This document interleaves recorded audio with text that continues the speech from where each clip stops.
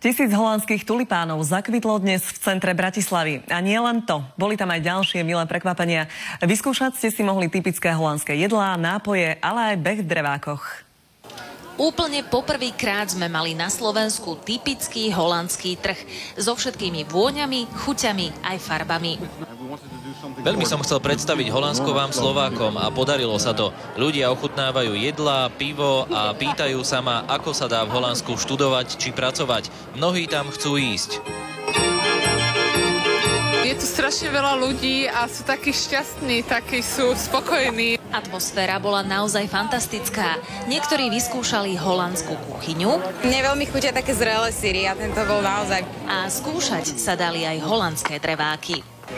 Mne v tom trochu ločkajú nohy. A aký by to bol trh bez holandských tulipánov? Bolo ich presne 1000.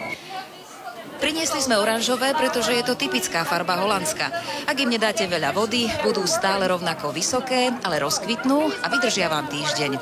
Výťažok z tejto veselej akcie sa holandská ambasáda rozhodla venovať nadácii doktora Klauna, ktorá pomáha ťažko chorým deťom. No a doktor Klaun z toho úplne stratil reč. Spokojný?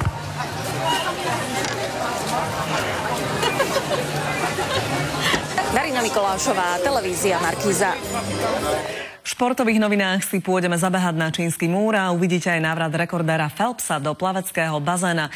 O chvíľu sa začína aj smotánka, v ktorej uvidíte dcérky Roba Grigorova.